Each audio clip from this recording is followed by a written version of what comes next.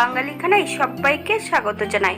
আপনারা তো অনেকভাবে ওলের ডাঁটা রান্না করে খেয়েছেন। একবার আমার মতন করে সহজ পদ্ধতিতে আপনিও শিখে নিতে পারবেন ছোট ছোট টিপস সহ। একবার রান্না করলে আপনি বারবার রান্না করবেন, এতটাই সুস্বাদু খেতে। তবে আমি আজকে এখানে এত কম মশলায় কিভাবে ওলের ডাঁটা রান্না করলাম, চলুন সেটা একবার দেখে নেওয়া যাক ভিডিওর মাধ্যমে। এখানে আমি বেশ কিছুটা ওলের ডাঁটা নিয়ে নিয়েছি। এগুলোকে আমি কেটে পরিষ্কার করে নেব। আগে একটা ভিডিও আমার দেওয়া আছে ওলের ডাঁটা কাটার পদ্ধতি। বাঙালি রান্না ঘরোয়া উপকরণ দিয়ে। আপনাদের যদি রান্নাগুলো পছন্দ হয় তাহলে চ্যানেলটি সাবস্ক্রাইব করে দিয়ে পাশে থাকবেন। পাশে থাকা বেলটি বাজিয়ে দেবেন, নইলে নিত্য নতুন রান্নার নোটিফিকেশন পাবেন না।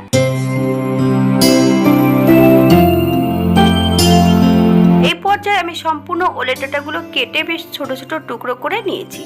আগের দিন কিন্তু আমি ওলের ডাঁটা কেটেছিলাম একটু বড় বড় করে, আজকে ওলের ডাঁটাটা কেটেছি একটু ছোট ছোট টুকরো করে। আপনারা আপনাদের পছন্দ মতন ওলের ডাঁটাগুলো কেটে নিতে পারেন। কেটে বেশ 1 থেকে 2 বারের মতন পরিষ্কার জল দিয়ে ধুয়ে রেখেছি।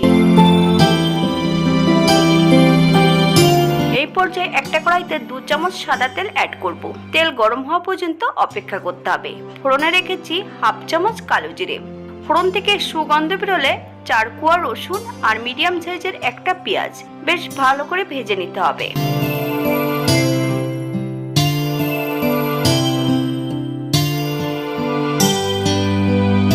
নুন অ্যাড করলে পেঁয়াজটা ভাজতে তাড়াতাড়ি হয়ে যাবে, তাই এই পর্যায়ে বেশ কিছুটা নুন দিয়ে পেঁয়াজটাকে বেশ সুন্দর করে ভেজে নেব। আপনার স্বাদ অনুসারে নুনটা অ্যাড করবেন।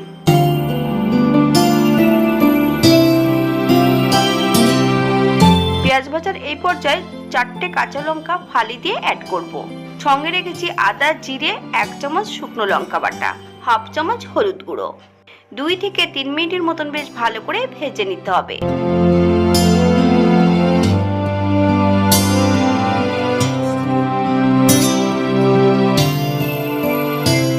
মশলাটা যত বেশি ভালো ভাজা হবে খেতে কিন্তু ততটাই সুস্বাদু হবে। এই পর্যায়ে অ্যাড করব মশলা ধোয়া বাটি থেকে সামান্য একটু জল। মশলা থেকে যতক্ষণ তেল না ছাড়ছে ততক্ষণ বেশ ভালো করে মশলাটা কষিয়ে নিতে হবে। মশলা কষিয়ে নেব মিডিয়াম আঁচে, তবে মশলা কিন্তু কখনো হাই ফ্লেমে কষাবেন না।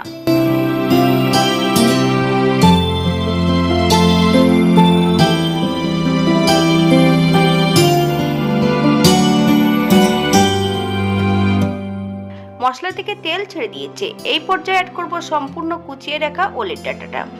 5 থেকে 7 মিনিট প্রথমে আমি হাই ফ্লেমে রান্না করব।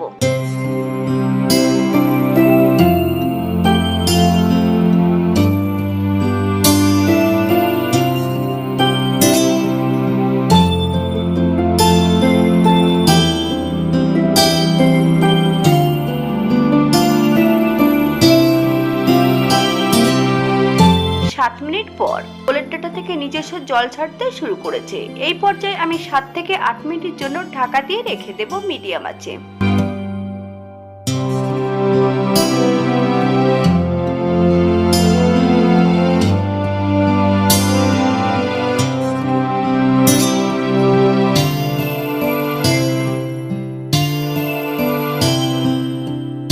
মিনিট পর এই পর্যায়ে ঢাকা খুলে বেশ ভালো করে নেড়েচেড়ে জলটা শুকিয়ে নিতে হবে। ওলের ডাঁটা থেকে নিজস্ব জলটা যতক্ষণ না শুকাবে ততক্ষণ কিন্তু নারকেলের দুধটা অ্যাড করা যাবে না। এই পর্যায়ে আমি 1 বাটি নারকেলের দুধ অ্যাড করব। আপনারা যদি পছন্দ করেন তাহলে পরিমাণে বাড়িয়ে দিতে পারেন। আবারও আমি 5 থেকে 7 মিনিটের মতন লো ফ্লেমে রান্না করে নেব। যখনই নারকেলের দুধ অ্যাড করবেন তখন কিন্তু একদম লো ফ্লেমে রান্না করে নেবেন।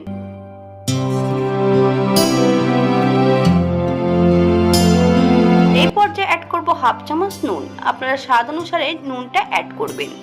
1 চামচ চিনি। আপনারা যদি পছন্দ করেন তাহলে পরিমাণে বাড়িয়ে দিতে পারেন।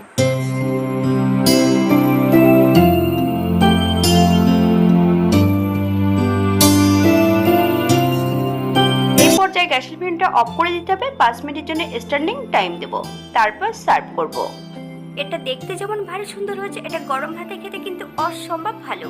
যারা নিরামিষ খাবেন একই পদ্ধতিতে রান্না করে নেবেন পেঁয়াজ রসুন ছাড়া। তবে সেই রান্নাটাও কিন্তু আমার এই প্রোফাইলে দেওয়া আছে, আপনারা একবার দেখে নিতে পারেন। ভিডিও শেষে লিংকটা অ্যাড করে দেবো, আপনারা দেখে নেবেন। আজকের ভিডিওটি এই পর্যন্ত। সবাই সুস্থ থাকবেন, ভালো থাকবেন। অন্যদিন নতুন রেসিপি নিয়ে আপনাদের সামনে আবার আমি হাজির হব। নতুন ও পুরনো সকল বন্ধুদের অসংখ্য ধন্যবাদ ভিডিওটি দেখার জন্য। হাতে যদি সময় থাকে তাহলে একটা লাইক, কমেন্ট, শেয়ার করবেন।